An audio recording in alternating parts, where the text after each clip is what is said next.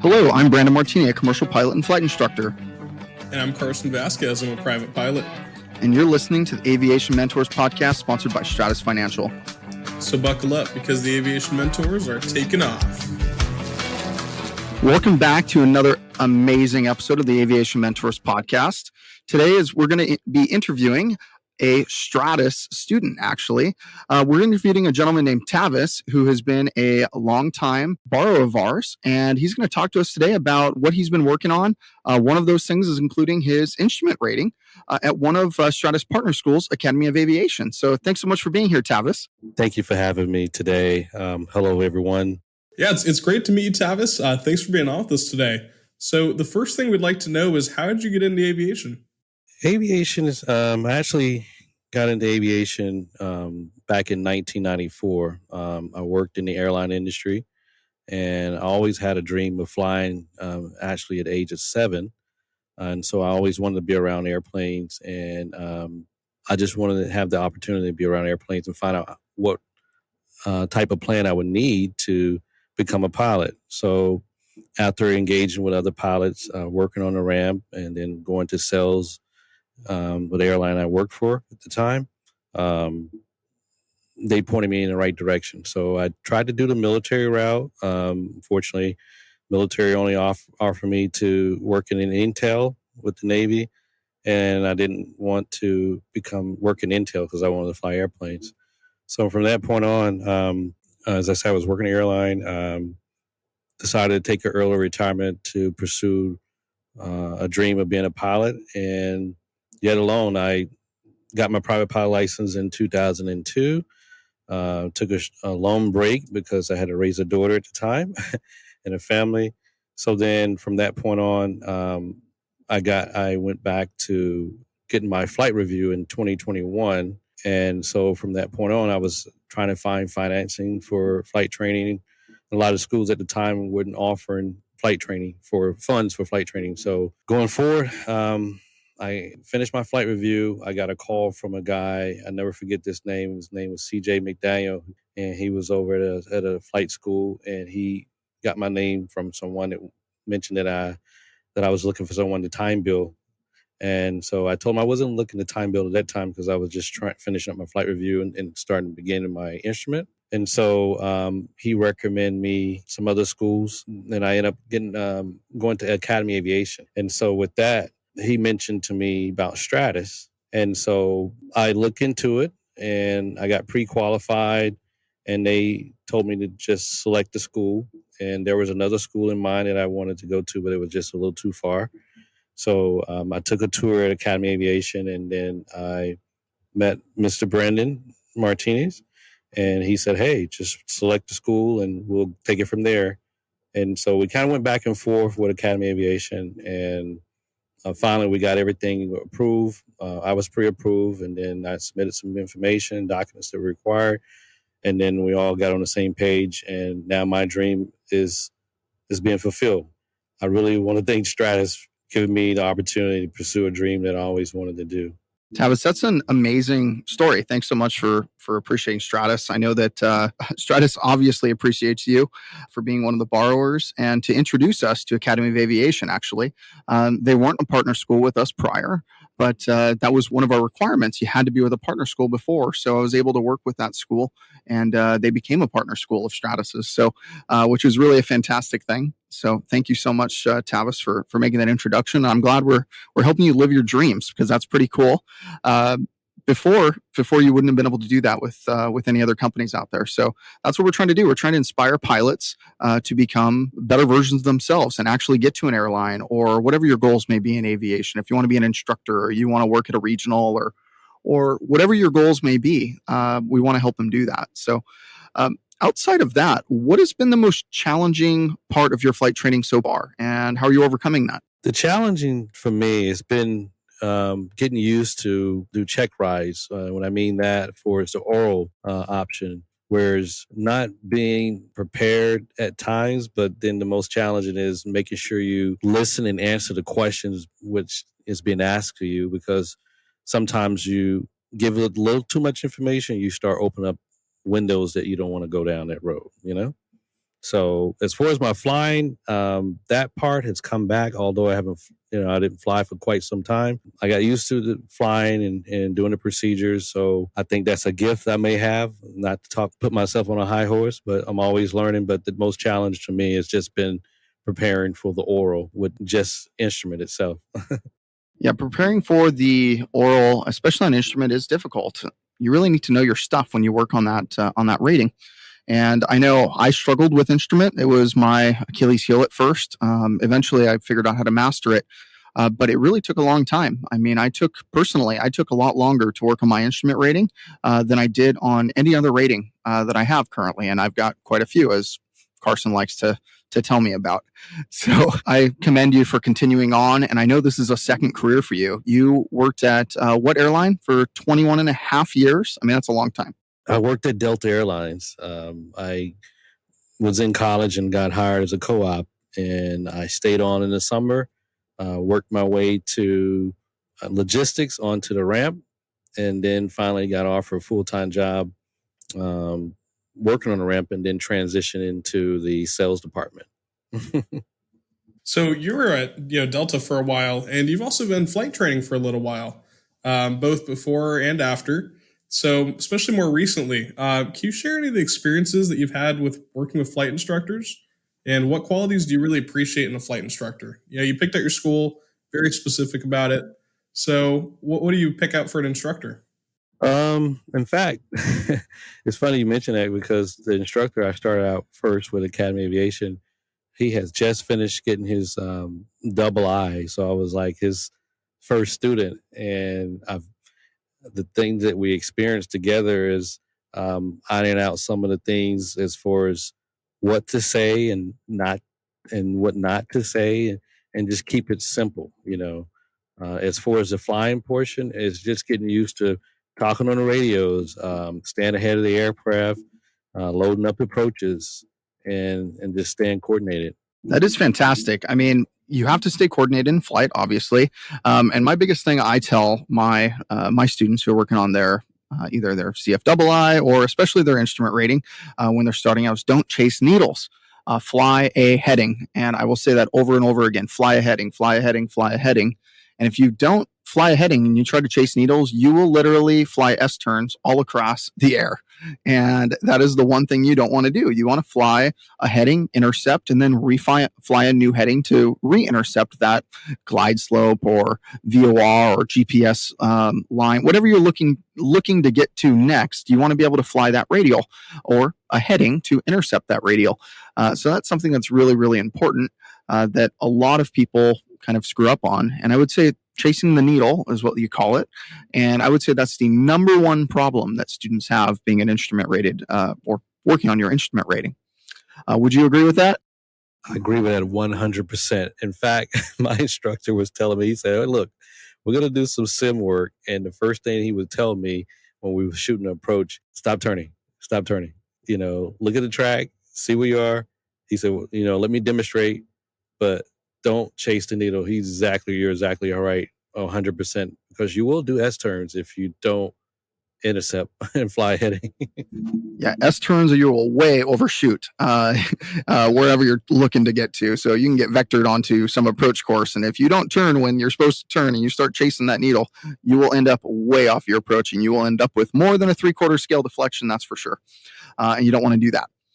So obviously, weather here in Georgia is a lot different than where it is from where we live in Southern California. And by the way, everybody, we're doing this podcast on the road right now. I'm actually visiting flight schools in the state of Georgia currently, visiting some of Stratus partner schools. I dropped my son off at Space Camp in Huntsville, Alabama, last, Sunday on Father's Day. We spent the morning together, had a great brunch for Father's Day with me and Austin. And then after that, I dropped him off and I stayed until Monday. And now I'm visiting a bunch of our Stratus partner schools all across Georgia, all of them that I can meet. And luckily, most of them are very close to Atlanta or Atlanta area. So I'm able to get to quite a few of them actually today, tomorrow, and then some on Thursday as well. And so Tavis and I actually are recording this, believe it or not, in the middle of my rental car using Wi-Fi. So I hope that the internet is good enough and the sound quality is positive for us today, because this was really our best option to record this and still get an episode out on Wednesday at 12 noon, like we always do, 12 noon Pacific, of course. So I'm really enjoying doing this, and it was kind of a surprise that I got to meet up with Tavis. And I've had a conversation with Tavis ever since he referred us to become a partner school. So it's been fantastic knowing him, and he's become just as much of a friend as a borrower of Stratus. So I'm happy that we were able to come here and do this. So outside of that, like I was saying, I'm from Southern California. We're in Georgia right now recording, even though Carson's out in sunny Southern California, where I wish we were. Do you know if the weather differences are better? Because everyone has this misconception that the weather is always sunny in California. Everybody there who lives there right now knows that's not true. But out here, what's the weather like? Do you have to do with density, altitude, or anything like that? Because it's real hot and muggy sometimes. I know they call it Hot Atlanta for a reason, right? That is actually correct. They get a little, not only hot, it's just humid, and they have a lot of moisture. So every day, around between 2 and 6, we have these afternoon thunderstorms. So it's hard to get used to trying to plan a flight and not knowing what to expect, because you always have convective outlook, or a convective segment could be in the area.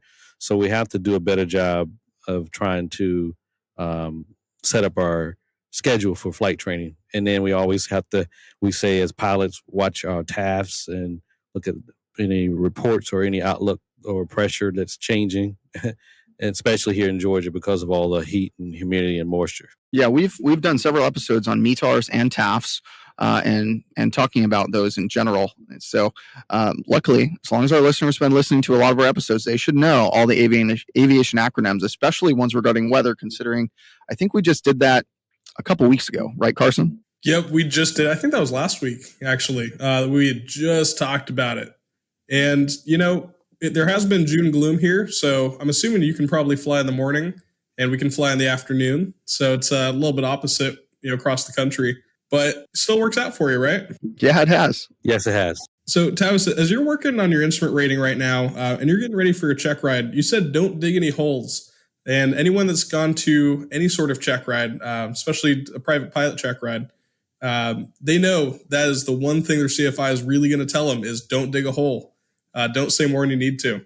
So do you have any other advice for pilots who are also getting ready for their check rides? Yes, I would always say pick a friend, if it's not your instructor or someone you're studying with, or it could be a family member, and just have them do a script roll. Even if they don't understand what's going on, just give them a script and have them read the questions to you, and he can have it highlighted so that way they know you're following along. So just practicing and not just memorizing, but knowing exactly what you're talking about, and then listen carefully to what the question is being asked. Yeah, I mean, that's a really important thing, actually. You have to listen to exactly what they're asking. Most good DPs, at least, they don't try to trip you up on questions.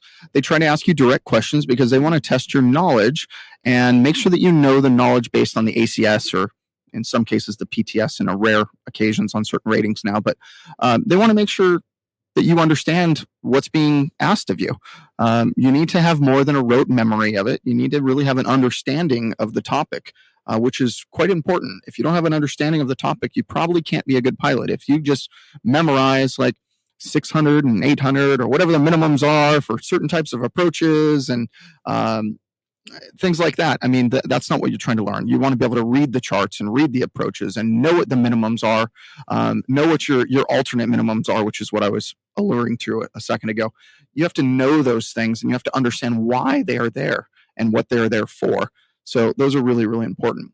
So the last question I'm going to ask today are, what are your future goals in aviation? I know you said you've worked for 21 and a half years with your previous company, and you're starting a flight training later on in life, which you're almost 50 years old now. Happy birthday, by the way, just next month, less than 30 days to you. So what are your future goals in aviation? Because this is a second career. This has got to be kind of exhilarating for you. I mean, it's a brand new thing. And I know learning a new skill at an older age, I mean, even in my 30s, I know that it's harder to learn new skills. It's really easy when you're 16 or 18 years old. But as you get older, our brains aren't firing the same way, right? So what are you looking to do in aviation? What I'm looking to do in aviation is actually be able to fly for a major carrier. That's the goal. And then from there, I would probably go in the private sector once my time is up from flying for a major carrier. And then always want to give back, back to the community or any particular person that want to pursue a dream and say, hey, although I started at a later time in my life, I was still able to accomplish the goal that I set out to do because this is something I've always been passionate about. Yeah, those are good dreams. Going for the airlines and especially flying private. Everyone loves flying private, even though there might not be given the same kind of signing bonuses that the airlines are. Those are crazy. But it's always good to see someone with a huge passion for aviation who's just reaching for their dreams and then winning.